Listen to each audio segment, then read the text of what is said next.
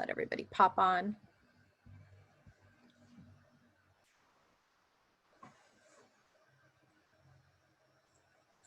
So good morning. I'm going to give it a minute here as we start to see the participants come in from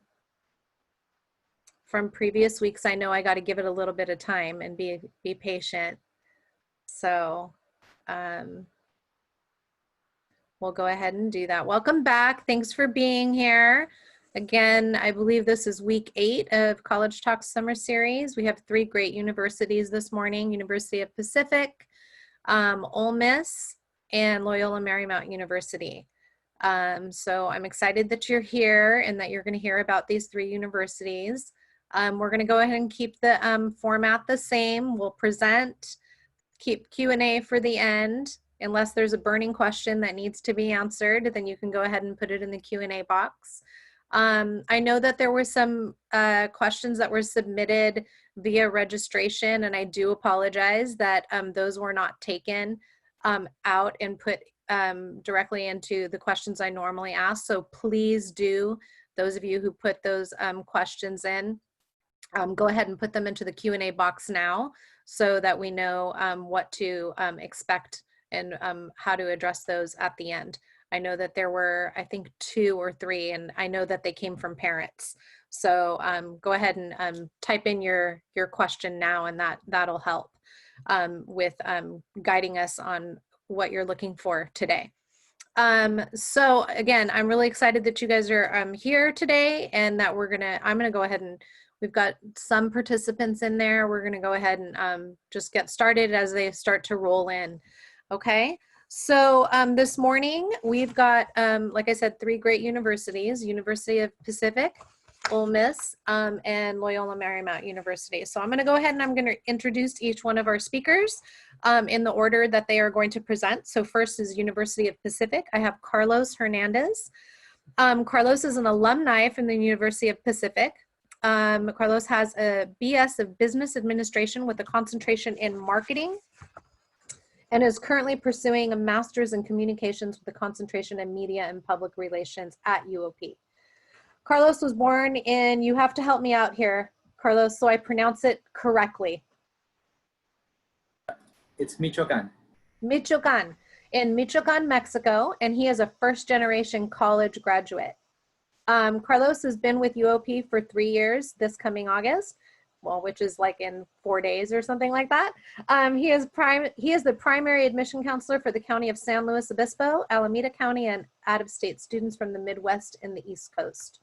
Carlos is also the supervisor of the Tiger team, which I'm sure we will hear about during his presentation, with the Office of Admission, which is composed of current UOP students that are available to connect with prospective students and families.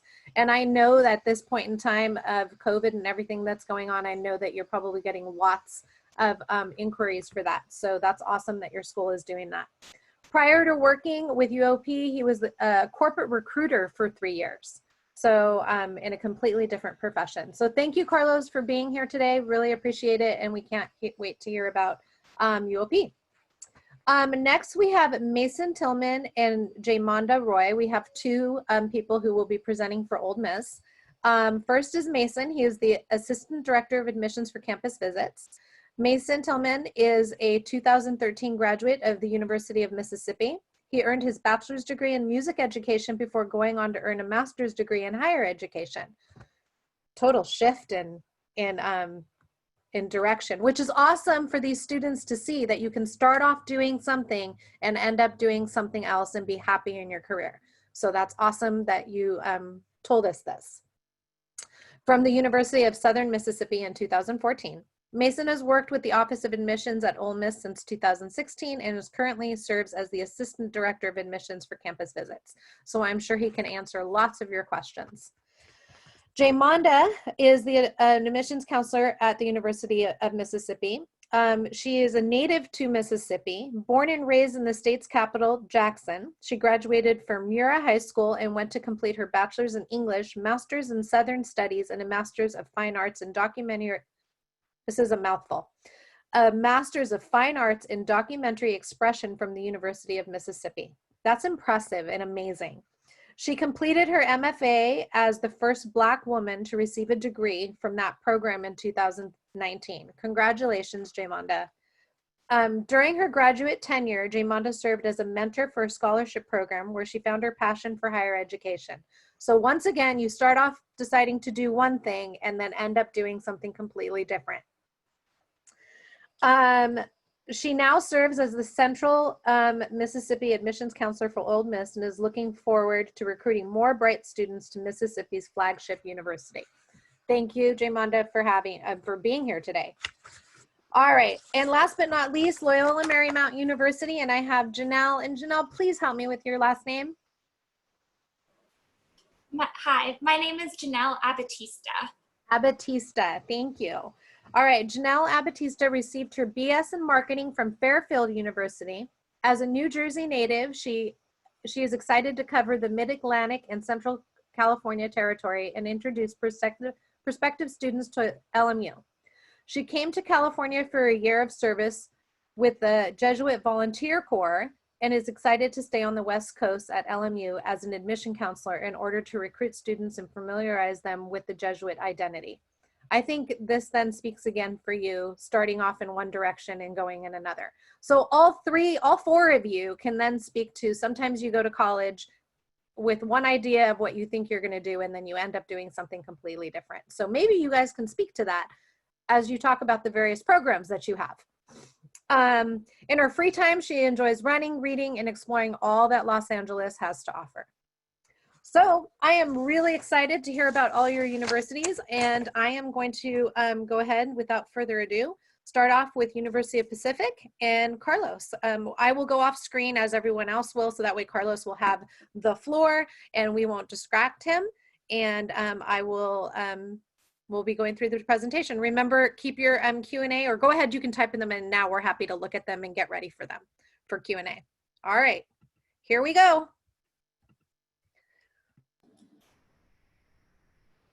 Hi, good morning, everybody. So again, thank you so much for joining us today. I will warn you right now, it's been a while since I've done one of these information sessions, so I am a little bit rusty, so please forgive me. But wanted to give you a chance to kind of learn a little bit about my alma mater and University of the Pacific as a whole. So to get started, the University of the Pacific, it's the oldest charter university here in California. We were founded in 1851. We have 3 different campuses. The primary campus is in Stockton, California. The undergraduate population is around 3,500 or so. And then we also have 2 different campuses as well. One in San Francisco, where we have our Degoni Dental School. And then in Sacramento, where we also have our McGeorge School of Law. All in all, I would say though, it's a variety of different things that you can definitely decide to study at University of the Pacific.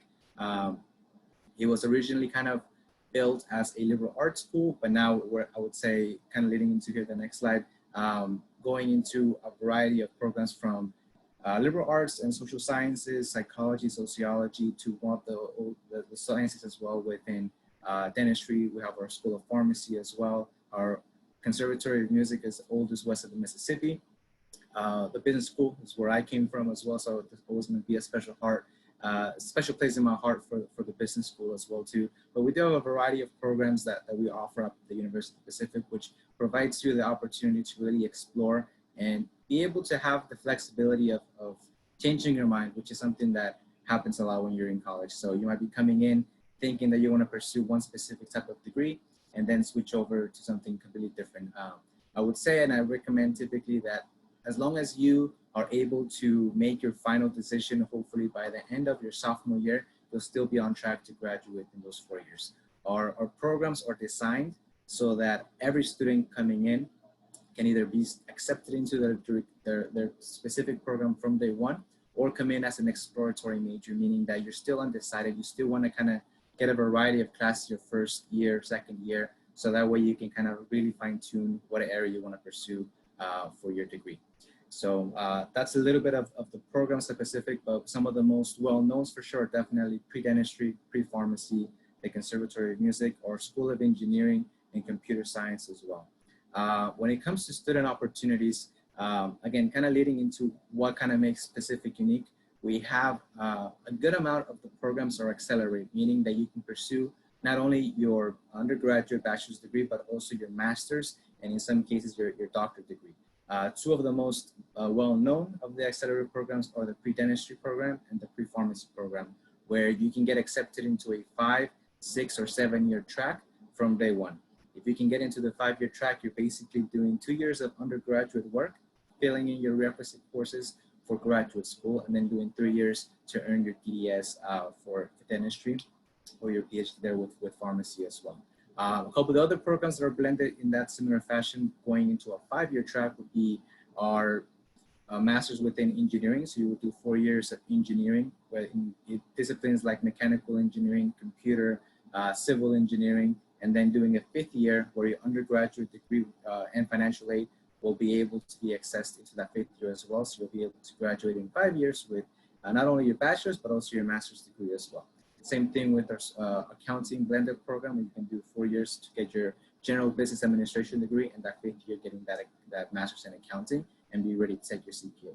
So there's a lot of variety of those programs that are available at Pacific that I definitely encourage. And then the study abroad component, we are partnered up with more than 65 different countries. Within those countries, more than 365 different universities as well.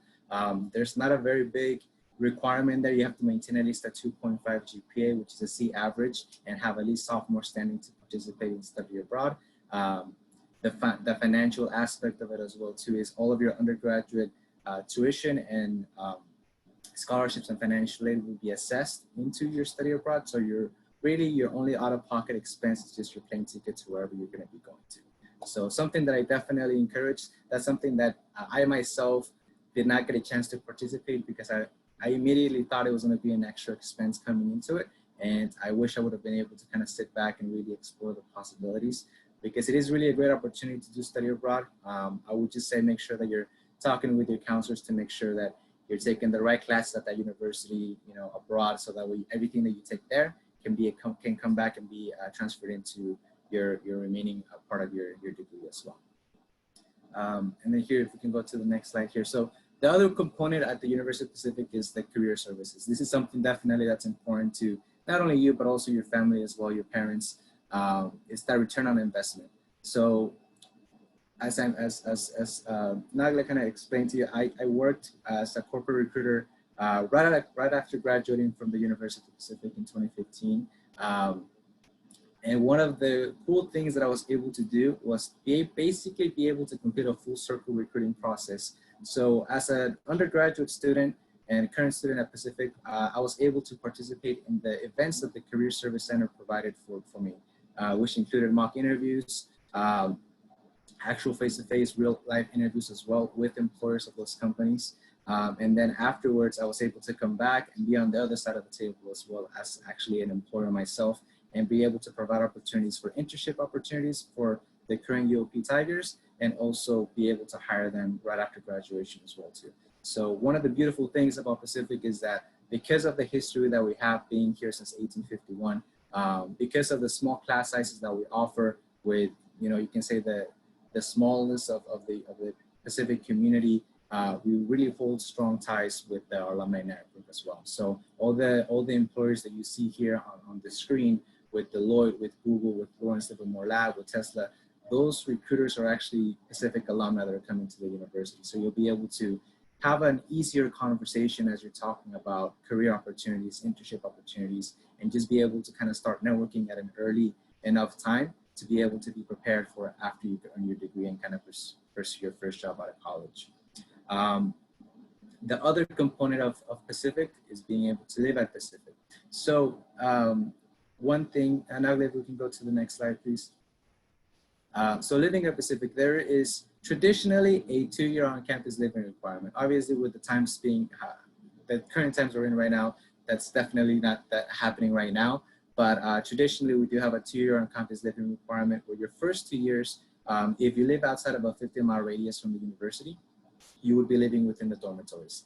And we have a variety of different dormitories that are available at Pacific, from your single dorms to doubles, your more traditional triples and quads as well too. So that's one aspect of Pacific as well. I think I would highly recommend. There's also because we live because we live in a residential community as well too. Students after their second year have the opportunity to continue to live within the university grounds or live off campus. And I put it in quotes because literally the proximity of those residential houses to the university is literally across the street. So a lot of students that are in their senior year, for example, will decide to live off campus, have a little bit more freedom, you can say, and be able to come back and basically just commute by literally walking across the street to go to Pacific as well. So that's a different opportunity that you can also kind of check out as well. And then student life, if we can go to that one again. So student life, this is the one aspect of UOP that changes from year to year. Again, being an alumni, I graduated in 2015. So one of the stories that I like to say is like when I was a UOP student, obviously what was popular then is no longer popular now. One of the cool clubs that at that time was very, very popular was inspired by Harry Potter. So there was actually a Quidditch team that was taking place there at Pacific, where they were basically fully invested into it. They had custom ring posts, they had custom broomsticks, and they were actually running. It kind of looked like a rugby game in many ways, but it was a fully organized club that was basically there at Pacific. Obviously, as times have changed, that's not a club that is no longer very active. There's still a variation of it, which I believe is called Dumbledore's Army, where they basically just kind of go in and hang out and watch Harry Potter, J.K. Rowling movies and just have a good time. But this is the one thing about student life that does change from year to year. It is based off the students' interest and what they really want to pursue. One of the newest clubs that was just created as well was actually also inspired by the pre-dentistry students. They created a soap carving club to be able to kind of get experience of dealing with hand dexterity, which is one of the things that I never thought about, but for pre-dentistry students, when they get to the first year of dental school at the GONI, the reason that some of them struggle, a lot of them, is dealing with hand dexterity and being able to do a little bit of molding for tooth work. So the undergraduate students built this club and started this club to basically get a little bit of a head start, make some friends, connect with other pre-dent students as well too, and just be able to enjoy each other's company. But something that really kicked off. I think at this point, there's around 50 to 70 members that are currently active. But again, it's all special interests as well. There's also community service events and organizations, also sports-based as well. I don't want to get too ahead of myself, but the next slide we'll talk about Division I. But we have intramural sports as well for those that may not necessarily want to pursue athletics as part of their college experience in the Division I level, but still want to be active. Intramural sports is something that you definitely can do. And if you want to kind of go a little step above that, you can be part of a club team. A club team typically will be more of an organized sports activity, but you'll be able to also compete with other universities as well. Again, obviously not at the Division I level, but still be pretty competitive as well.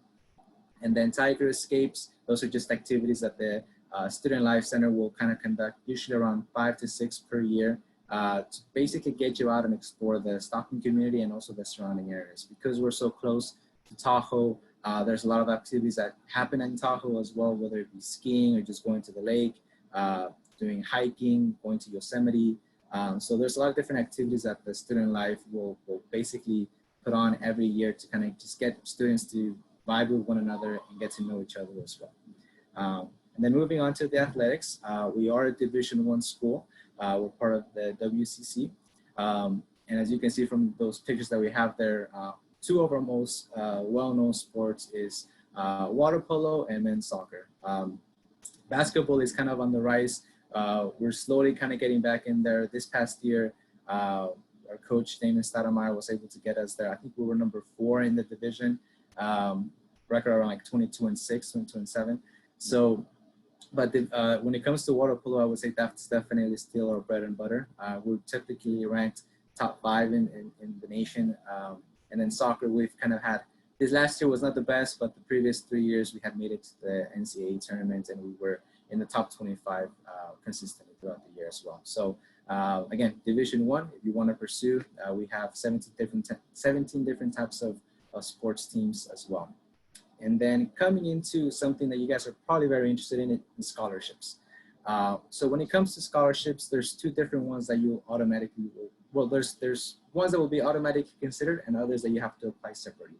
But the merit-based scholarships you will automatically be considered when we receive your application.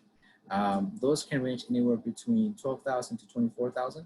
And when you actually get your admissions decision letter, you will be notified as to which type of scholarship you received. They are renewable all 4 years during your undergraduate time, so long as you maintain a certain GPA.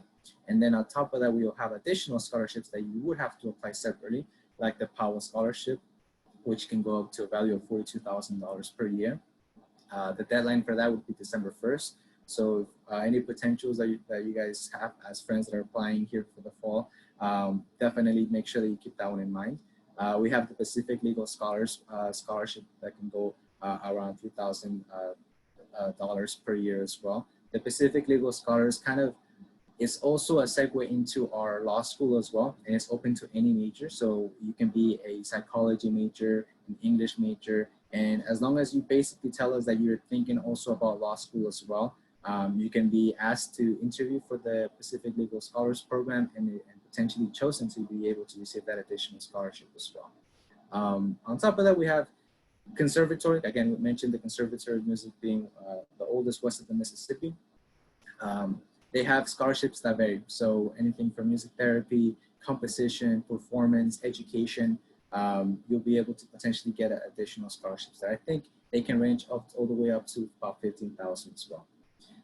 And then when it comes to, apart from scholarships, there's also the grants that are available as well. So because we're a private school, sometimes the sticker price can be a little scary when you first see it, but we do provide a lot of additional aid. So 90% of the students that are attending Pacific are receiving a pretty good financial aid package when it comes to it. So on top of the merit-based scholarships, the other component that you must definitely complete is your FAFSA. That's where we're able to provide you with our UOP Pacific grants. You will be considered for Cal grants and Pell grants, which, as you can see, because we're a private school, those numbers are usually a little bit higher than some of the other schools as well. But the Pacific UOP grant, that's an extra set of pocket as well too. So if we notice that the gap is still considerable, then that's where the UOP grant can kind of come in. It is based off your parents' income tax, so but it can go up to $15,000 as well. So another different way to kind of help you out. All in all, we definitely want to work with all the students that are applying to Pacific. We want to make sure that if Pacific is your first choice, that the finances is not the reason that you're not able to go. So what I typically suggest to any student, any family that I'm working with is complete your FAFSA as early as possible, get your financial award letter package all together, see the breakdown, and then if you have still problems with it or if it's not working out the way that you would want, come and talk to me so we can maybe explore other opportunities, see if there's any additional scholarships that we may be able to consider you for as well. So that's something that I always kind of really try to express to all the students that I'm working with. And then when it comes to applying to Pacific, there's two different ways. So we have our Pacific application where you can find through our website, pacific.edu, or you can also apply through the Common App as well. So it doesn't really matter which one you prefer, whatever is easiest for you, by all means. The only required items will be your high school transcripts and the application. We have moved over to test optional for the past year as well. So if you have taken them, your SAT or ACT, we can definitely take them, but it's not going to be a required item. When we look at your application, we do a holistic review. So we look everything from your high school transcripts, the rigor of the classes that you've taken, your extracurricular activities, your household responsibilities as well. Sometimes, you might not be able to be as involved in high school as you want because you're maybe taking care of your siblings or grandparents as well. So I look at everything like that. So that's something that I definitely, encourage that you insert into your application as well.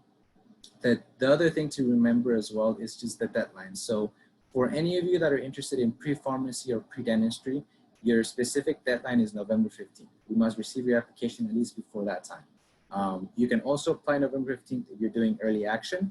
It is not commitment. So You basically just are getting your information a little bit ahead than everybody else. Typically, if you apply early action, you're guaranteed to know your decision by January 15th, so long as we have all your items.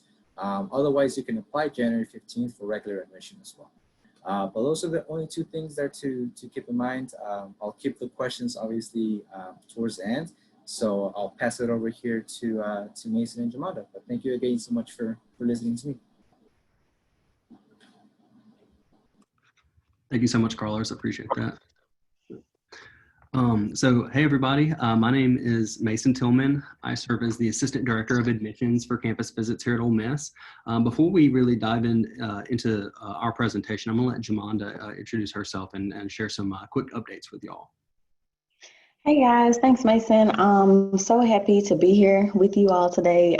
Wish we were there in California soaking up some sun, but happy to be here regardless. I have Mason with me, who is my wonderful colleague. He's the Assistant Director of Campus Visits, and if you guys were ever to visit Ole Miss, he is your direct contact. He gives awesome tours and can give you a load of information. So thank you, Mason, for being here with me today. I am Jamanda, your admissions counselor, your direct contact specifically for California. I'm not regional, but I do work with states such as California, New Mexico, Hawaii, Wyoming, all of those other wonderful states. So I'm your direct contact. I just wanted to give you guys some updates. We know this is a very uncertain time, but we have some things that we are providing for you all to make your process a little bit more smoother. We are now offering SuperScore. So that's one thing that we wanted to put out there for you guys. Our application is now open for fall 2021 for next year. So what you guys can do is go ahead and apply now. And we know that testing sites aren't open right now, so you can submit your ACT scores later. So we're allowing you guys to go ahead and start your application, and you can just submit your ACT, SAT scores later if that helps. And if there aren't any ACT testing sites opening, please let me know. I'll try to stay in contact with you guys about that and to see what we can do to help you all, because we want to make your process, like I said, as smooth as it can be. We also have updates regarding coronavirus, so you can go to coronavirus.olemiss.edu. We always update on that website, so please visit coronavirus.olemiss.edu.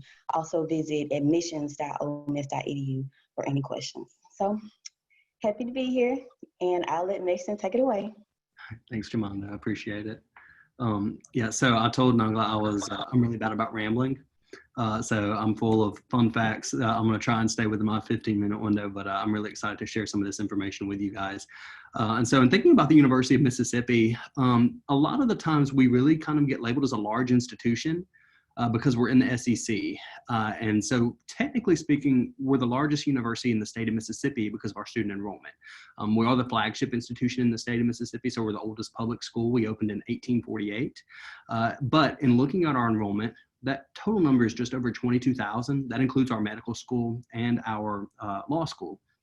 But we have closer to about 20,000 students on our main campus in Oxford, and about 18,000 of those are going to be undergraduate students, which really makes us the third smallest school in the SEC. And I'm a little biased, but I like to think that's right where we want to be. Because one, you get the resources that come with being at a large university, which is very important to have. You get that big school feel.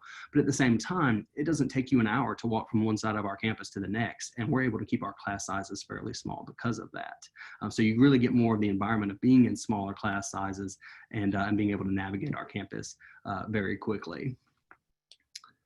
So in thinking of our class structure, I don't know what y'all's perception of a college-sized class looks like. I can tell y'all, I grew up in a really small town, Fulton, Mississippi. I remember when Fulton was nothing but 2 red lights and a Walmart. So my first time in Oxford was a little overwhelming for me.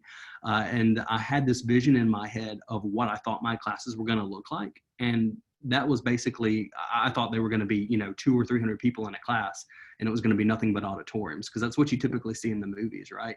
And then I got there and my experience was very different. The average class size at Ole Miss is 34 with a 17-to-1 student faculty ratio. But that doesn't mean that you wouldn't have any classes smaller or bigger than that. Thinking back on my own personal experience at Ole Miss as a student, the largest class I can ever really remember having was probably Western Civilization 1, which was one of those core classes that I needed for my degree program. And there were probably roughly 80 students in that class. Smallest class I ever had was Music Theory 3 and 4, which was mildly terrifying. And there were about 15 students in those classes. And so once you start to dive into those major specific courses, you're going to see those class sizes start to get a little bit smaller. Okay, so in looking in our total student enrollment, again, that number is just over 22,000, but that is including all of our branch campuses. So that includes our medical school, which is the only public medical school in the state of Mississippi. That includes our law school. Again, we really have closer to about 20,000 students on our main campus in Oxford, and about 18,000 of those are going to be undergraduate students. And so in moving to the next slide and talking about distinctions, so one thing that I really like to talk about is the beauty of campus, and I always encourage students to come and visit. So if you get the opportunity to come and actually see the campus for yourself, please do that. But I would encourage you, not just our campus, every single campus that you're considering, because that's going to be the best way for you to really make that decision. So we've been listed as one of the most beautiful college campuses in the country by multiple publications, most recently Princeton Review and USA Today.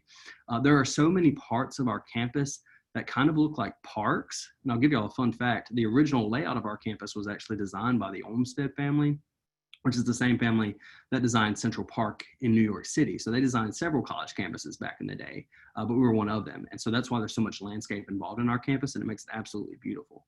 We're one of the safest, and so we consistently rank in the top 75 safest public schools in the country. We're also classified as a Carnegie R1 research institution, which basically means you have the opportunity to do research as an undergraduate student, regardless of your degree program. And so I'm not saying you have to, unless you're in the honors college. We'll talk more about that in a second, but you definitely have that opportunity there. Okay, and so in thinking of academics and looking at our degree programs, I can go ahead and tell y'all our largest division is going to be our College of Liberal Arts. If you can think of any major that ends in ology or osophy, it's going to fall under our College of Liberal Arts. Now, a lot of students make the mistake of thinking that that's just fine arts and humanities. Those are included, but we also include a lot of STEM majors in our liberal arts program as well. So programs like biology, biochemistry, forensic chemistry, those are all programs that we offer that fall within our College of Liberal Arts. Our School of Pharmacy consistently ranks in the top 25 in the country. They actually have a bio level 3 clearance to do research on deadly viruses and infectious diseases, which is absolutely terrifying. They took our office on a tour of those labs a couple of summers ago, and I would not go in, because you had to wear a hazmat suit and the door locks behind you. So no, thank you. But really cool for the people that do that. Our Patterson School of Accountancy is currently our highest ranking program at Ole Miss. They consistently rank in the top 15 in the country. Same with our School of Business Administration. They rank in the top 5% in the country. Our School of Applied Sciences, sorry, I skipped over that. That's gonna include programs that they really kind of take a more practical approach. So a lot of those degree programs are really requiring things like internships and externships and co-ops and things like that. We offer a general studies program. We refer to it as the multidisciplinary studies program.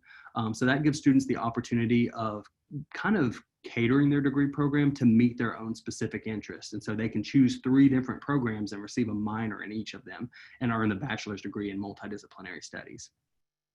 Our School of Education graduates more teachers than any other institution in the state of Mississippi, and we offer a really phenomenal program through our School of Education called the Mississippi Excellence in Teaching Program. That is one of our special programs, so I'll hold off on talking about that until we get to that slide, but I'll touch point on that there.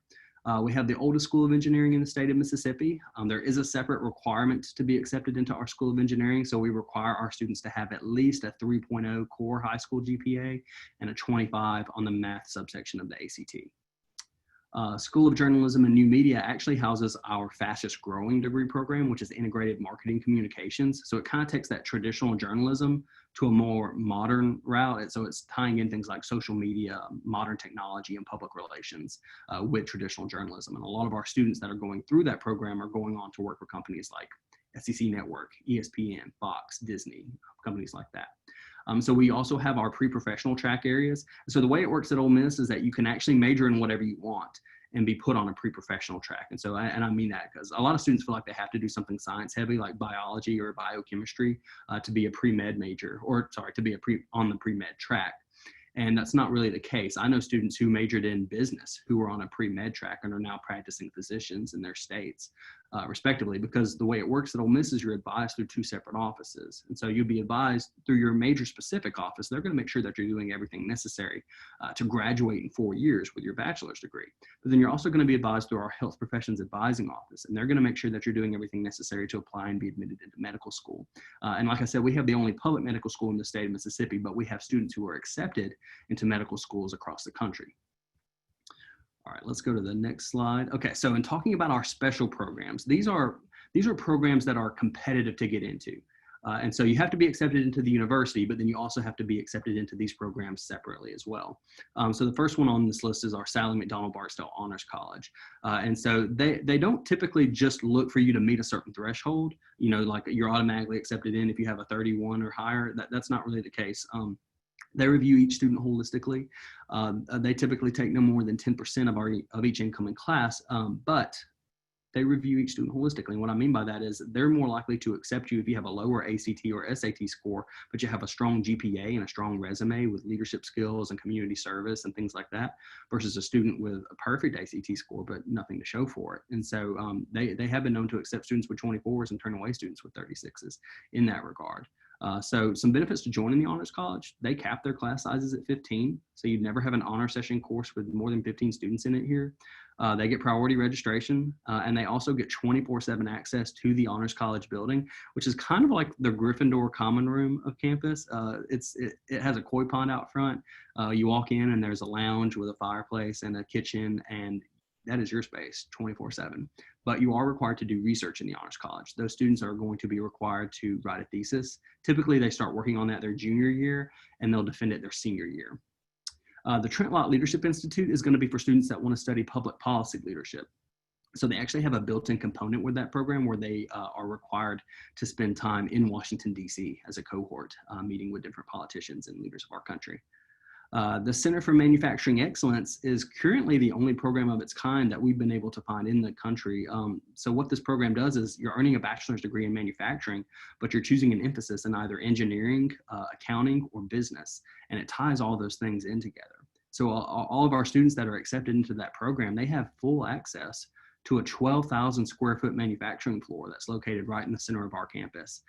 They are required to intern as a part of that program, and many of our students are going on to intern and then work for companies like Tesla, SpaceX, NASA, Lockheed Martin, Toyota, Nissan, FedEx, and even Ingalls. And if y'all are unfamiliar with Ingalls, they are a local manufacturing company. They're based in Pascagoula, Mississippi, but they literally build the Navy's most advanced warships. The Croft Institute for International Studies is for students that want to study globally. So not to be confused with study abroad. We do offer study abroad here, and that's something that I would encourage you to do wherever you go. But the Croft Institute, these students are going to be required to study abroad. They'll pick a part of the world that they want to study in, and they'll basically pick an emphasis in a language, and they'll start studying their language extensively the summer before their freshman year. By the time they get to their senior year, they're expected to be fairly fluent in that language, and they will spend their senior year completing an internship in that country, speaking nothing but that language. The Center for Intelligence and Security Studies is a little different than these other programs in that it's a minor, not a major, but it can be added on to any major. And so this program, you're earning a minor in intelligence analysis, and you're required to complete an internship with an intelligence community. And so a lot of our students are interning with what I like to call the big three-letter agencies. So the FBI, the CIA, the NSA, and the DEA, even the U.S. Marshal Service. Every single one of our professors that teaches in that program has served with an intelligence community in some form or fashion. And then the very last one on this list is the Mississippi Excellence in Teaching Program. And what this program was designed to do was build highly qualified educators within much needed subject areas. So areas like English, mathematics, science, special education, and elementary education. They will accept both in-state and out-of-state students into METP, but if you're accepted into it, they fully fund your cost of attendance. They pay for your tuition, your housing, your meal plan. They pay for a study abroad trip while you're here, and they give you a monthly stipend to live off of. And the expectation is that you graduate from the university completely debt-free, but you do have a contract where you teach in the state of Mississippi for a minimum of 5 years after you graduate. But here's the thing, it can be anywhere in the state of Mississippi. We do not place students in a specific school. So we have students who are going through this program who are going on to teach in South Haven up next to Memphis, and others who are going down to Ocean Springs on the coast. So it doesn't matter as long as it's in the state of Mississippi for 5 years. All right, so let's move to the next slide. So in talking about the application process, so like Jay said, that application is open now. If you're going into your senior year in high school, it opened on July the 1st. And so all of our applications are on the same website, olemiss.edu/apply. So you'll see the undergraduate admission application listed at the top of that page. But make sure that with that application, you also send us your high school transcript, your test scores, and any dual enrollment that you have taken at any other schools. And so in looking at the test scores, because we are not technically considered a test optional institution as of right now. So fun fact about higher education in the state of Mississippi, every single public university in the state has their admission standards set by the IHL board. So it's one governing board that sets those standards for the entire state. And so one of those standards is that we can admit students that have a core high school GPA of a 3.2 or higher, Mississippi residents primarily, but we can use this for out-of-state students as well. And we can admit them with a 3.2 or higher core high school GPA on a 4.0 scale without their ACT or SAT scores. So if you know that you have that, I absolutely encourage you, go ahead and apply.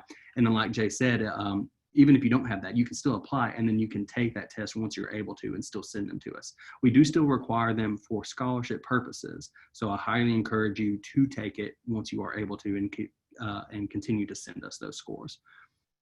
All right, let's go to the next slide. So we talked about the special programs. One thing I want to touch on is the special programs and scholarships application. Once you apply for admission at Ole Miss, you don't even have to wait until you're admitted. You're going to get an email immediately with an application number. You're going to take that number, you're going to go back to this website, olemiss.edu/apply, and you're going to click on these special programs and scholarships application. So that's how it looks on the website over there to the right. So when you when you open that application, you're going to see different tabs across the page. So you're going to see one for each of those special programs, and then you're going to see one for scholarships. And so if you're interested in any of those programs, fill out that tab. And then of course, make sure you're filling out the scholarship tab. We want you to be in the running for any of our competitive scholarships. You are going to be required to write an essay and to turn in a recommendation letter and things like that. So I would encourage you to make yourself as competitive as possible. We want you to be doing well academically, of course, but that's not the sole focus of this application.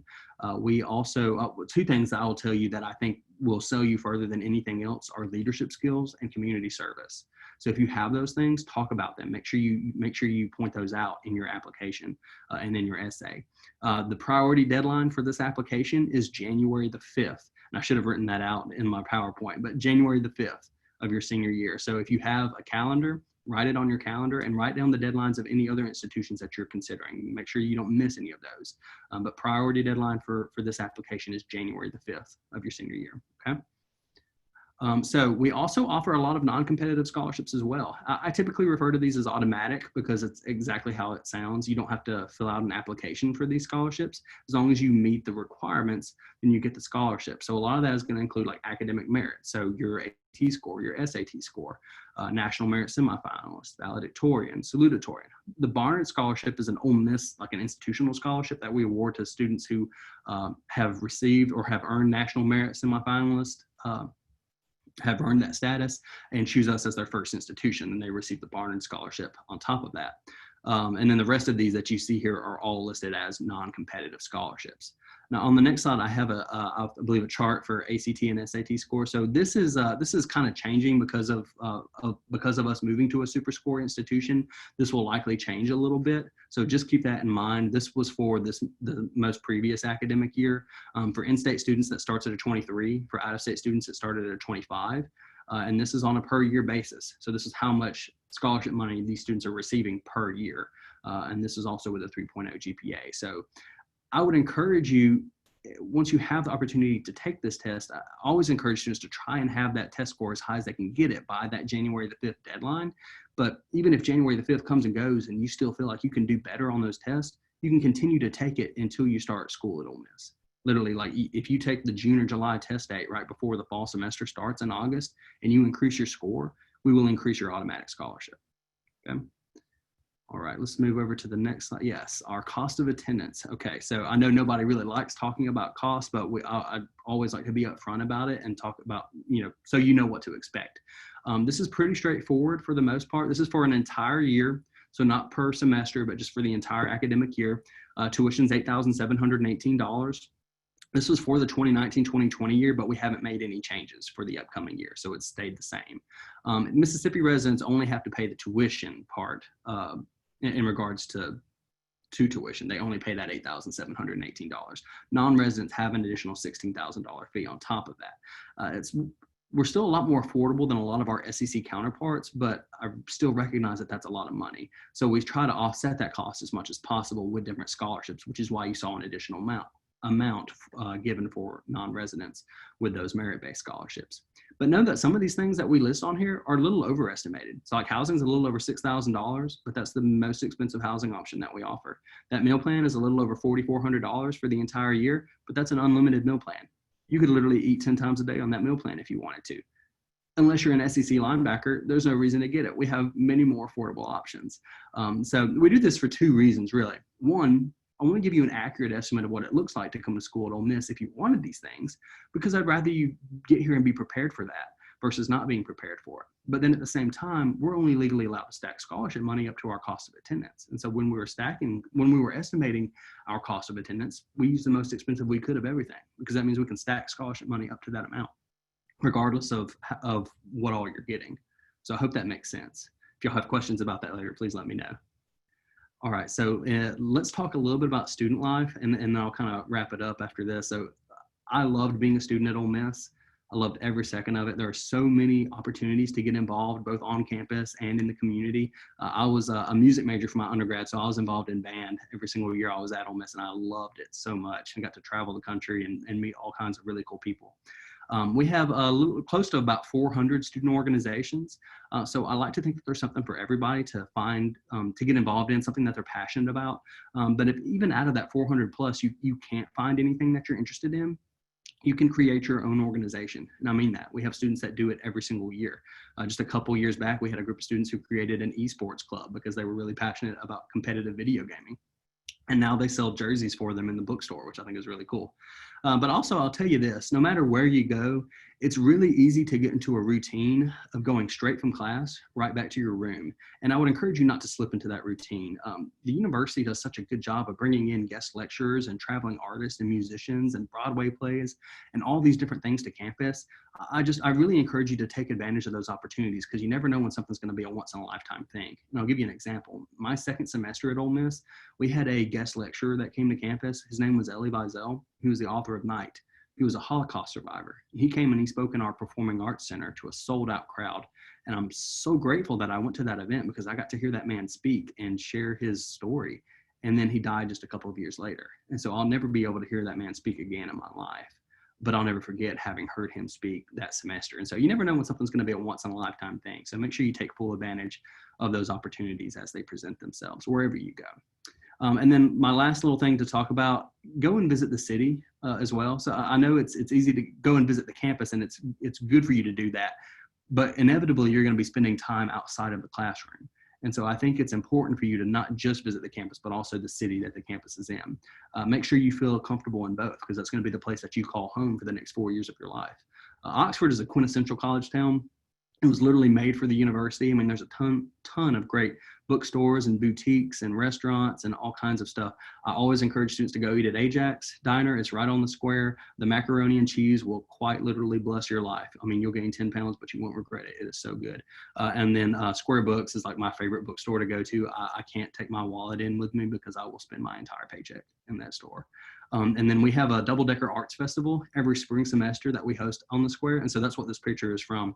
They have live musicians that come throughout the entire weekend. They have art vendors and food vendors that just line the square, and people come from all over. So it's a ton of fun. So there's a lot of opportunities to get involved, and I encourage y'all to do that. I want to answer any questions that y'all have once we're done. But before we do that, I'm going to pass it over to Janelle with Loyola. So you can take it away. Oh, I do have to. Sorry. Yeah. Oh. Thank you so much, Mason, and thank you, Jamonda and Carlos, for presenting before me. As Nagla mentioned, my name is Janelle Batista, and I'm one of the undergraduate admission counselors at Loyola Marymount University. And so to kick off my section of the presentation today, we're just going to watch a quick little video first.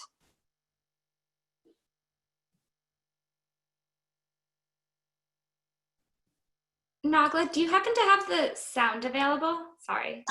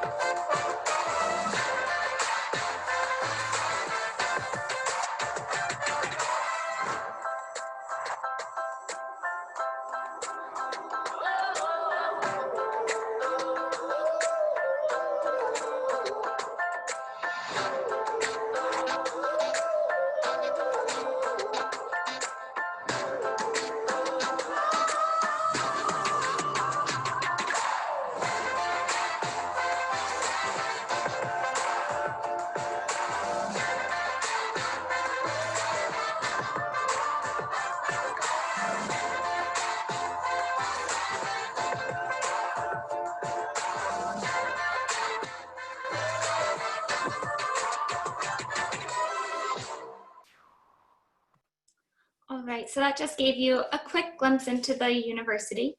So we're going to start off, I'll talk a little bit more about Loyola Marymount University, and then go into the specifics of applying, because we recognize that, especially with this upcoming application year, things are looking a little bit differently across the board. So I think it's important to highlight a couple of the application requirements and then open the floor up to any questions.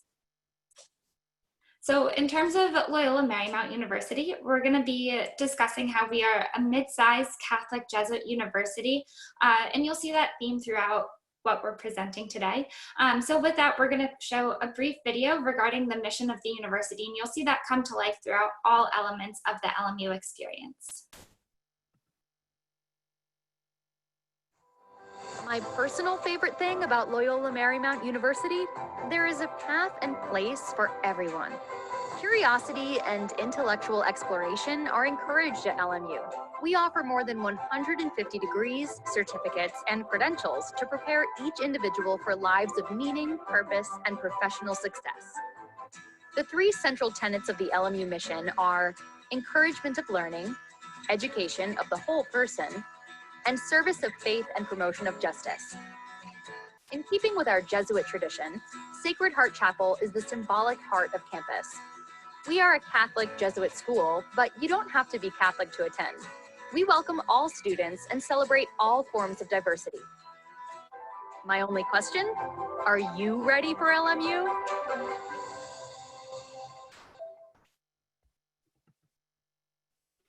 So when coming to Loyola Marymount University, we think it's so important that you're aware of the academic structure that's on campus. So on the application itself, you do have to select a major. With that in mind, we recognize that not all students know exactly what they want to study in college, and that's perfectly fine. So you also have a number of undeclared options. But regardless of your major, all students have to complete our core curriculum. So this is 13 themes that are spread across all 4 years during your time on campus. And the reason I say themes rather than courses is because there's a wide variety of opportunities and classes that you could take to fulfill each of the different requirements. So for instance, all of our students have to take theological inquiry, but you could take this in so many different lenses and capacities. So for instance, if you want to take an intro to Catholicism, or if you want to take a history of the Bible class, you could certainly do so. Or if you'd rather take a comparative religions or intro to Buddhism, those are also possibilities. We've even had more creative types of classes, such as Beyonce as a religious figure. So you can see there's a lot of different ways to interpret the courses that could fulfill these different requirements. In addition to your core curriculum, you'll also be taking classes for your major. So we divide up our majors into 5 main colleges or schools. And so they're all located on the same campus. Our first school is the Bellarmine College of Liberal Arts, which is our oldest and largest college on campus. And it houses majors such as philosophy, political science, English, journalism, and a lot of what goes on in this school really taps back into critical thinking and analytic abilities. Next, we have our College of Business Administration. And what differentiates our business school from other business schools in the area is that we really focus on business as a force for good. And you'll see a lot of ethical components tied in throughout your curriculum. Next, we have the College of Communication and Fine Arts. So I mentioned earlier that we're a mid-size institution. So mid-size for LMU means we have about 6,600 undergrads, and we keep our average class size at about 20, and our student-faculty ratio at 10:1. And the reason I bring this up is because within the College of Communication and Fine Arts, that actually drops drastically, and our student-faculty ratio is 5:1 because we recognize the importance of attention to detail.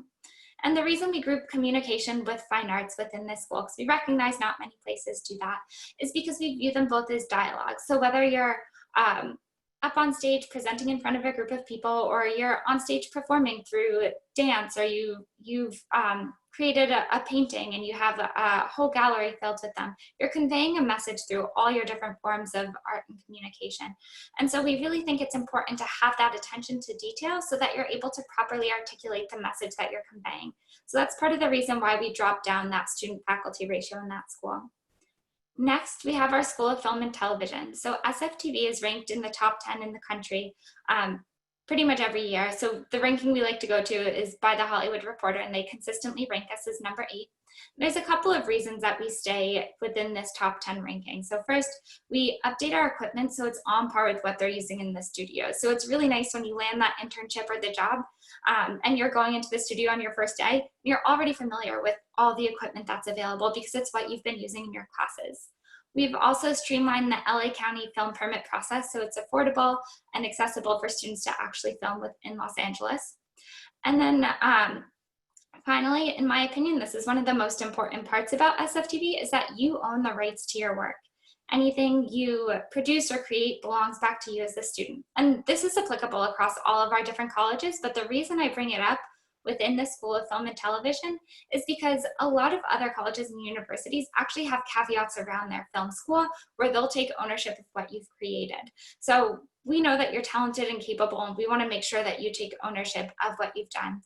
So one really cool example of this that we like to share is a number of years ago, we had this student who created this cartoon, and essentially it was this muscular man who had quite the attitude and like big yellow hair, and it was his senior thesis, and he presented in front of the class, and his professor took him aside afterwards and was like, hey, this is absolutely incredible, like why don't we refine your pitch a little bit more, and we could set up a couple different network connections and see where this goes. And ultimately the student ended up pitching his senior thesis to Cartoon Network, and it became the TV show Johnny Bravo, which is Cartoon Network's one of their top grossing TV shows of all time to this day. And what's really cool is the student Van Partible got to take ownership of what he's created, and he's actually now a professor within the animation department of the film school. So we think it's important that you take ownership of your work, and it's also pretty cool when folks pay it forward and come back and help out their alma maters. And then finally, we have the Seaver College of Science and Engineering. And within this school, we highly encourage folks to take advantage of opportunities both inside and outside of the classroom. So we recognize that you're in all lab-based classes to begin with, which gives you this really nice controlled environment to start your studies and research.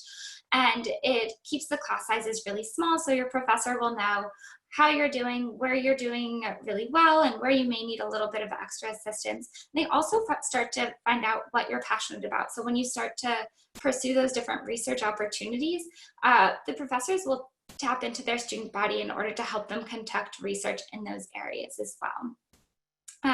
So a lot of our students will start to add on additional majors and minors throughout their time on campus, and they'll even cross over between the different schools. And with that, we're gonna head over to the student experience on the next slide, because we recognize that in addition to academics, your experience as a student is so important, and it expands way beyond the classroom. So I'm only gonna touch upon a couple of the different themes that are mentioned on this slide. So one that I love pointing out to folks is that there are over 200 clubs and organizations on campus. So this ranges everything from sorority and fraternity life to service organizations, to cultural clubs and activities, to academic clubs. And students are also able to create new clubs. So if there's something you've participated in high school that you don't see on LMU's campus right now, we definitely encourage you to start a club, and it's pretty easy to do so. We also have opportunities such as our student government, we call it ASLMU, as well as Main Entertainment. And those two organizations create a ton of different events on campus over the weekend, and they also have off-campus excursions where you're able to explore Los Angeles, and LMU pays for it, which is also really fun from the student perspective. And then we are a Division I school, so we still have that school spirit and camaraderie around our sports teams. Basketball is definitely our biggest sport on campus, and those games are really fun to go to. We have this huge student fan section called The Cage, and students will be able to have free pizza, free drinks, and usually free t-shirts go along with it as well. In terms of on-campus employment, we think it's so important that students have the opportunity to have a job during their time in college, whether it's on campus or off campus. What I love about the on-campus employment opportunities is that your supervisor could be someone like myself, right? I'm in charge of our tour guide program, so I monitor 65 student workers on campus. And what's really great is that I know when their finals are, I know when their midterms are. They let me know when they have big research projects coming up or group projects that they're working on. So it's a little bit more flexible. Your supervisor knows what it's like to be a student on campus. So if you have that big group project coming up that you need to fine tune and finish, it's a bit more flexible, and you're still having the job experience that comes along with it. We also have incredible internship opportunities that our students take advantage of, which I'll touch upon more so when we talk about our career and professional development. And community service is a huge, huge part of campus life. It's not a requirement by any means in terms of graduation, but in one academic school year, our students produce over 200,000 hours of community service. And so I think this speaks a lot towards the type of student that LMU attracts. They're extremely giving, they're really supportive of each other, they're always looking to help each other out. And yes, they do so in the form of community service hours, but they also do so in terms of helping each other out on campus. It promotes this really welcoming and friendly environment. And with that, we're going to go to the next slide. In terms of our location, so Los Angeles is a huge city, and I recognize this map isn't to scale, but no worries. LMU is on the west side of Los Angeles, so it's a little bit more residential where our campus is located. And we're up on a bluff about 2.5 miles from the beach, so you have the most incredible views that span the Pacific Ocean, the skyline, and on a clear day you could even see the Hollywood sign. And so it's a little bit more of a residential area where our campus is located, so you have this really great, safe campus community. And you also have the honor and privilege of being able to access everything Los Angeles has to offer. So whether it's driving up the PCH and going to Venice or Santa Monica, going downtown, going out to Dodger Stadium to watch a baseball game, or a few miles down the road is LAX. So if you need to fly back home, or if you're traveling with a class or a service trip or anything like that, the accessibility to the airport is also super convenient.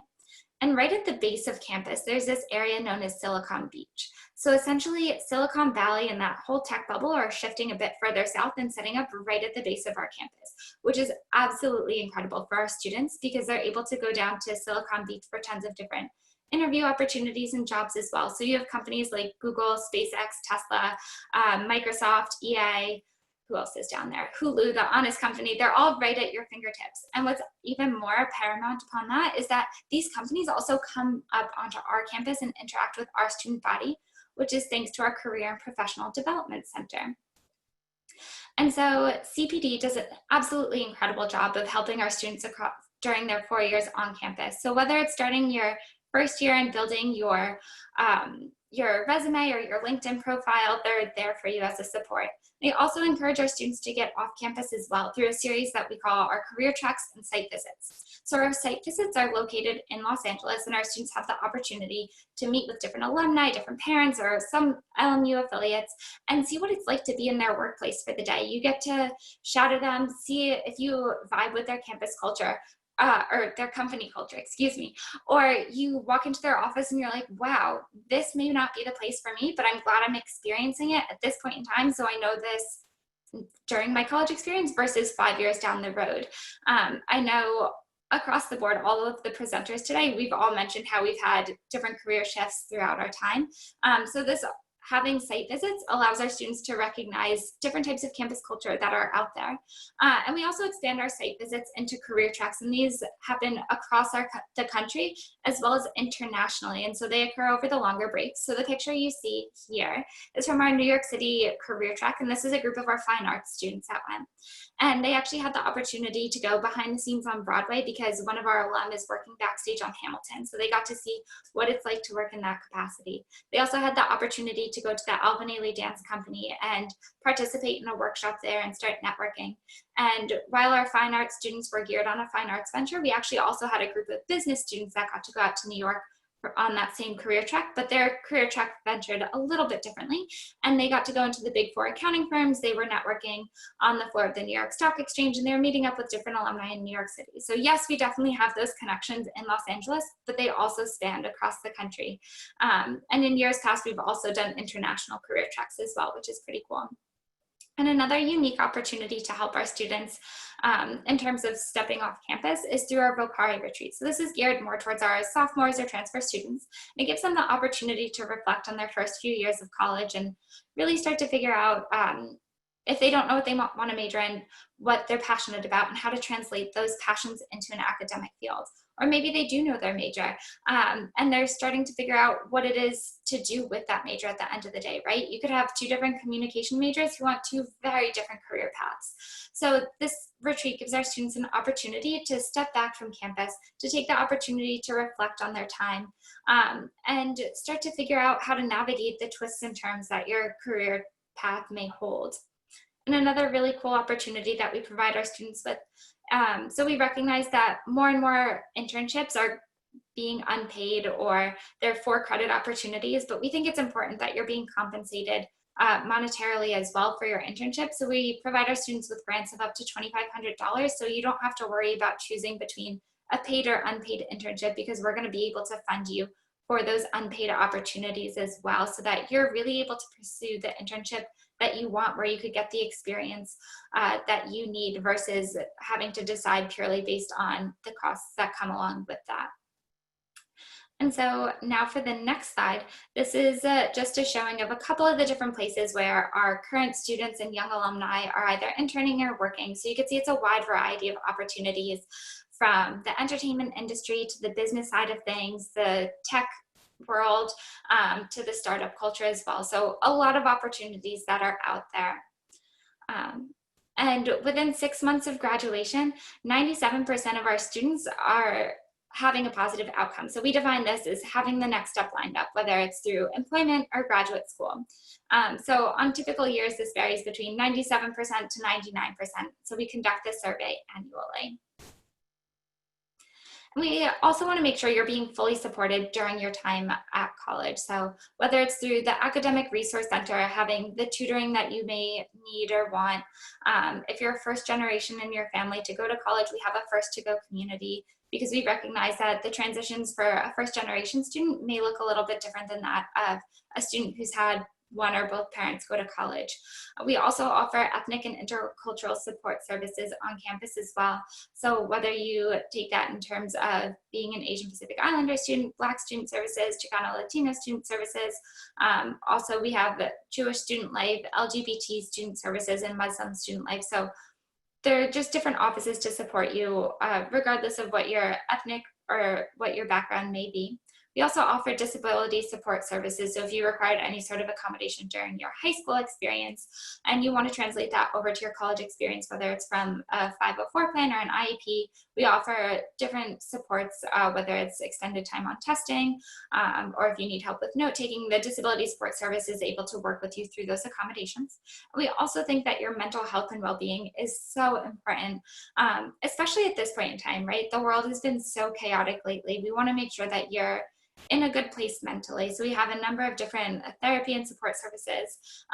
But my favorite psychological support that we have is our therapy dog Buster. So he's always walking around campus. You can schedule an appointment to walk him, feed him, hang out with him, just get some puppy loving while you're on campus, which is always nice. And now in terms of applying to Loyola Marymount. So we're available on 3 platforms. Our application is open. So Common App, Coalition App, LMU's website. It's the same content across the board. So whichever platform you're most familiar with or comfortable with, you're more than welcome to utilize. As I mentioned, in terms of the timeline, our application is open. In terms of deadlines, November 1st is our early action and early decision deadline. You'll hear back from those decisions in, if you apply early decision, you'll hear back early December. If you apply early action, you'll hear back from us in the middle of December. However, we send out our college acceptances separate from financial aid packages. So when you receive your college acceptance letter from LMU, you will not see any sort of financial aid package at this point in time. It'll be a few weeks later in January that you'll actually receive that package. So that tends to be a common question as soon as people receive their acceptances is, where's my financial aid package? And it's coming soon. And then our next deadline is January 15th for a regular decision. And so with that, you'll hear back from us in March, and you'll get your financial aid package in April. And then our commitment deadline is still May 1st. And then in terms of our application requirements, you, yes, have to fill out the application itself. And then we do have a supplemental essay. So if any of you are interested and want to preview those questions early, feel free to send me an email or our office an email, and we could send those to you in advance if you like. But it is available online as well. We do require you to send your transcripts. We allow them to be self-reported during the application process, so it allows you to hold a bit more accountability during your application process, so you're not waiting on your high school counselor to send that through. But if you are accepted, we do expect the official one to come in over the summer, where we have your official final transcript from high school. Next is test scores. So in light of everything that's going on, we recognize that accessing tests has not been an option at all. So this year, and actually for fall 2022 as well, we will be test optional. And we also recognize that in terms of our scholarships, in the past, they have been tied to test scores. Because we're going test optional this year, it'll no longer impact any sort of merit-based aid. So as soon as you apply to LMU, you're automatically considered for any merit-based aid that we could offer. So this ranges from $2,000 a year to a full ride, room and board all 4 years. So if you have the privilege and the luxury and honor of being able to take these tests at this time, you're more than welcome to do so. You can definitely submit those scores. We do super score for both the SAT and the ACT, so we give you the benefit of the doubt in all scenarios. But we also recognize many people can't test right now, and that is so fine. It is okay. So don't worry about it if you don't have access to testing.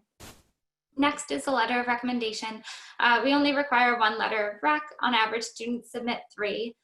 More than 5, we love reading them and we'll read all of them, but they become a little bit repetitive in terms of how incredibly awesome you are. So 3 is definitely the norm in terms of the letters of rec that are submitted. There are also a couple majors that do require a portfolio. So you'll see that they're more geared towards the fine arts. So production, animation, theater arts, dance, and music do require portfolios with your application. And then studio arts has an optional portfolio that you can pursue. So throughout your application process, we also encourage you to keep in touch with us. We have a number of different virtual sessions and offerings that are available. So definitely check it out so that you're able to get in touch with some of our current students, along with meeting some of the other admission counselors as well. And that's all I have for you in terms of Loyola Marymount University for today. Janelle, thank you so much. And Mason and Jamonda and Carlos, all of you. I'm going to quickly give my slides. And as I've stated every week, they've seen this before, so I can run through them very quickly. For those of you that are on new this week, College Masterclass, which is done in a group setting, once a month meeting. It's the least expensive option available in order to get some individualized counseling, as we are all in the COVID era, things are definitely changing for this coming school year with regards to school reopenings and whatnot. So as far as I know, in San Luis Obispo County, we definitely are going to be starting distance learning. And so it may not be as easy to get in touch with your high school counselor to make the appointments, or just pop in during lunch or break or whatever the case may be. So it may not be, like I said, as easy to manage the college application process. And so once again, masterclass here is the least expensive option that is required. It basically gives you a once a month meeting going over the various important aspects of whatever is happening that month. So, you know, early action, SAT, ACT, supplemental essays, whatever the case may be. And then I'm going to go ahead and go into what the comprehensive and packages include. So as everyone has discussed today, sometimes you know what you want to do and other times you don't. So taking an interest profile assessment, getting to know who you are, and understanding in areas that you excel naturally. So that's there. Looking at the college essays, I believe every single one today had a supplemental. I may be incorrect, but you know, not only do you have to address the Common App one, but you also have to address whatever they're giving you, the institution is asking for, particularly at their university. You know, how do we make that extracurricular and summer activities look and shine on paper? You know, I know Mason mentioned, you know, looking at leadership and service. Janelle said the same thing. Carlos was looking at leadership stuff also there. And then whether or not we're prepping for standardized test scores, that's up in the air right now with regards to what that looks like. Something that I guess when we all come back on for Q&A, something I'm going to ask of Mason and Jaymonda with regards to test scores, because I know they still are requiring them. So what that's going to look like. Who to ask for a letter of recommendation and when, making sure that you get in on the list of the teachers who are going to be able to write those letters of recommendation, and you know, not putting yourself in the situation that you don't get one because you waited too long and they now have a long list to write and you don't have the opportunity to ask your favorite teacher or the one who knows you best to do so. So those are all the various aspects of what that looks like. Those are in 3 different levels: your D3 package, your D2 package, and your D1 package. So, you know, if you want to know more about all of these and what they look like and what, you know, everything is, what's included in all of those, you're more than welcome to reach out to me. You guys all have my contact information from week to week, but without further ado, I definitely want to get into Q&A. So I will ask for everyone to come back on and be ready to answer whatever questions. I don't see any in the Q&A box right now. And so I don't know if that means that there are no questions or they're just a little intimidated to ask them, but right now, so we'll wait and hopefully a couple will pop up. Maybe Mason or Jaymonda can address the whole SAT, ACT. I know that you did say that you were going to super score, but like truly, honestly, with the way things are right now, and I don't know if anybody followed the news yesterday, but with the ACT registration that opened up yesterday for the September and October, nobody was even able to get through, and now their site is down and you can't register. I mean, it really, truly is not an easy thing to do right now. And even if they are able to get a registration date, is it actually really going to happen in whatever area that we're in? That date's going to come around. Are we still going to be in lockdown? Can we, you know, can you put 15, 20 kids in a room? I mean, and that's on the low end. You put that many kids in a room and have them test. You know, last week there was an article that was released about the school, I think it was in Ohio, that did a SAT sitting, and then like 3 of their students tested for COVID after that testing, and the same thing with the MCAT that occurred.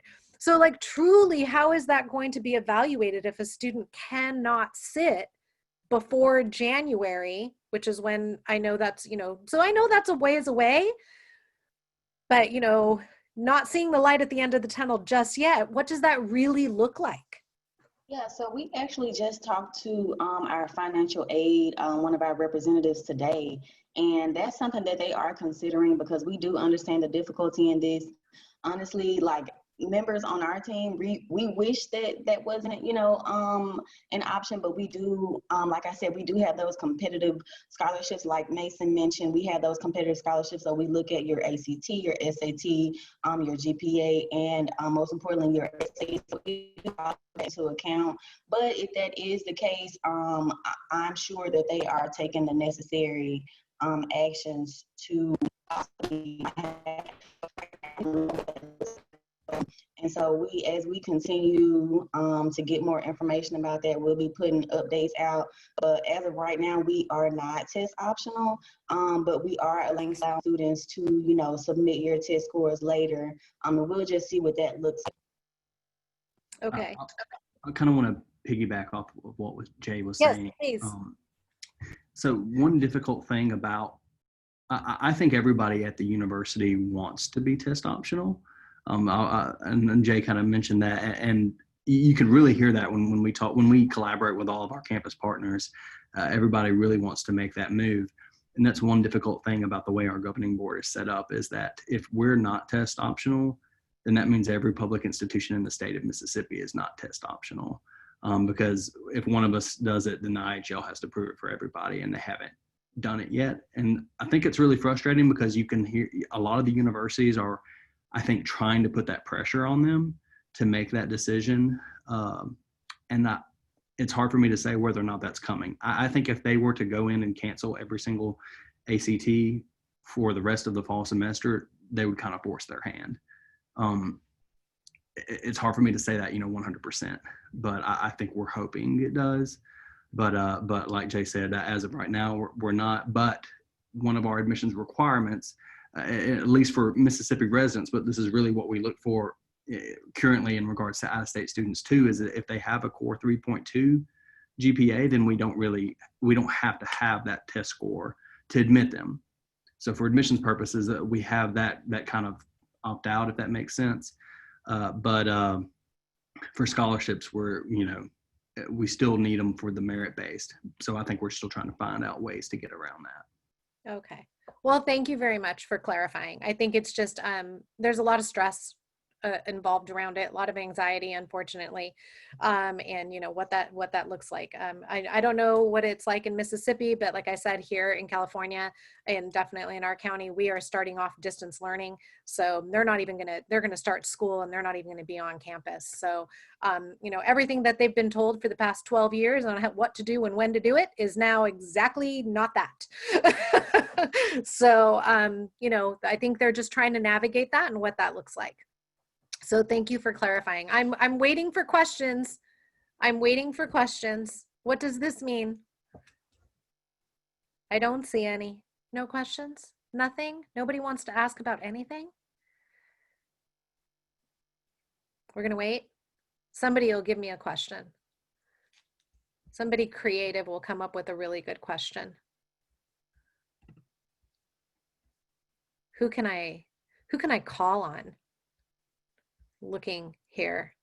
No, I won't do that. That's a total teacher move, right? Where you call on someone who's just sitting there, not expecting it. I won't do it.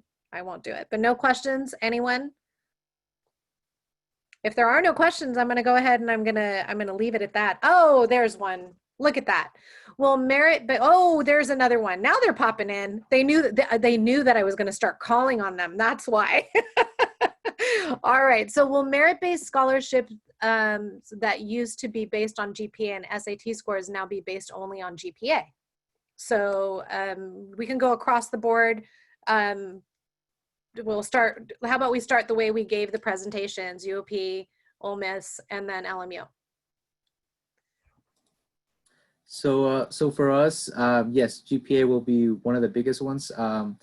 They're still kind of figuring out the algorithm as to what else they're going to be incorporated into some of those additional scholarships, but GPA will primarily be the biggest thing for sure. The other thing is also something that we look for just for admission purposes will be your extracurricular activities and leadership opportunities as well. So how well-rounded of a student you are. Thank you, Carlos. So I'll say with us, again, currently requiring both of them.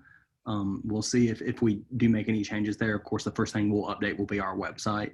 So I would say consistently check with us throughout the fall semester. And our emails are right down there too. So don't hesitate to ever reach out to us with that question, because we want to make sure we get you the correct information. So as of now, we're still using both, but hopefully we'll see if that changes anytime soon. Thank you, Mason. And for Loyola Marymount University, similar to as Carlos was saying, it's going to be your academic preparation. That's the biggest factor in those merit-based scholarships. We actually have a whole section on our website now dedicated to questions that surround being SAT and ACT optional, because this is the first time we're doing it as a university. So highly encourage you to check that out. But yes, in terms of what's considered for merit-based scholarships now, academic preparation will be the primary source. So does that mean that you're looking at their course rigor in conjunction with the GPA? Okay. All right. Just to clarify so that they know what that means, meaning what classes did you take and what was available at your school? And did you take the most rigorous curriculum that was offered to you that you were able to put in a reasonable, right? Nobody wants to see 22 AP classes, and right? Do you all agree with that? Because I try to tell my students, there's no reason to take every single AP class that is offered to you. Take the AP classes or the dual enrollment courses, and the ones that you're interested in doing or the ones that are going to lead into the career path or major path that you're looking at. There's no reason to go across the board and be silly about what that looks like. Everyone on your end? I don't know if they can all see you, so you might want to have to pop in and give me a yes or a no. I agree. Okay. Definitely.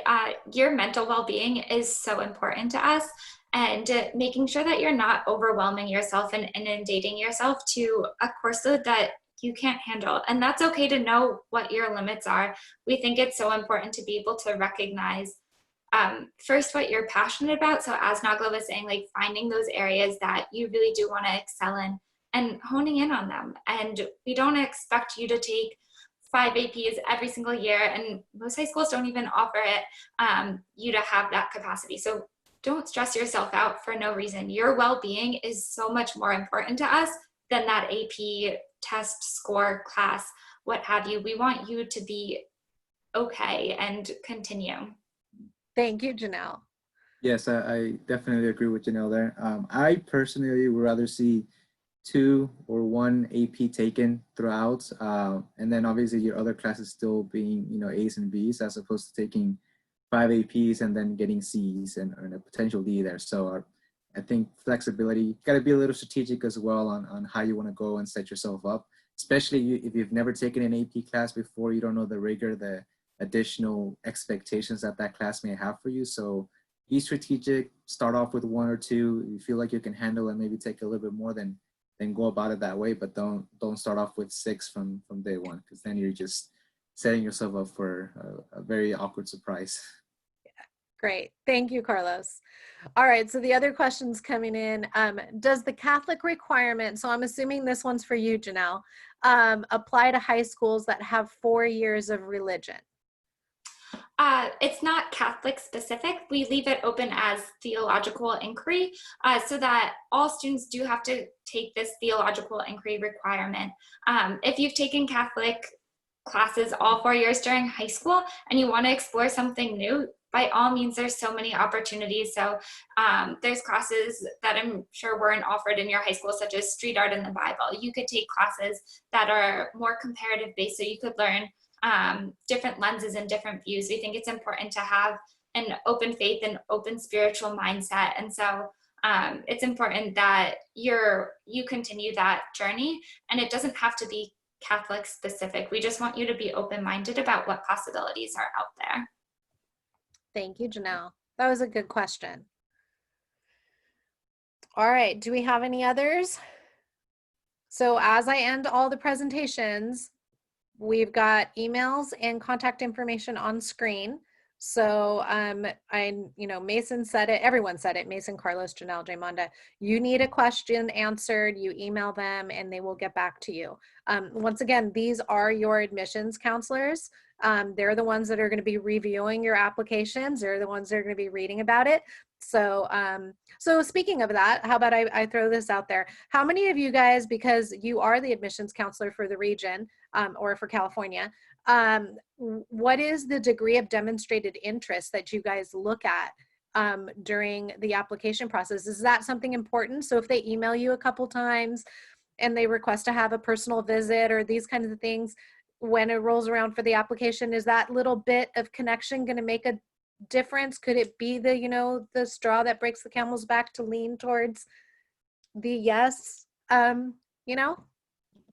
So what I like to tell students when I'm going to schools and talking to them is please get a chance to get to know me. Like, please bother me. We have our cell phone, our phone numbers, their cell phones. So like they can call us, they can text us.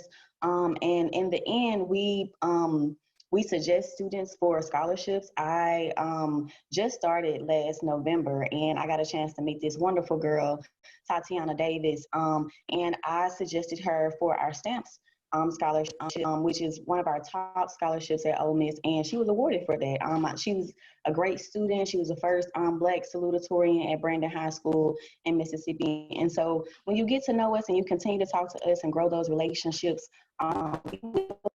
your name for a stamp scholarship or one of our many scholarships at Ole Miss. And so yes, use us as a contact, bother us. I've had students to text me on weekends after 10. Sometimes I respond, sometimes I don't if it's after, so if it's so late. But yeah, please use us as a resource. Great, thank you, Jamonda.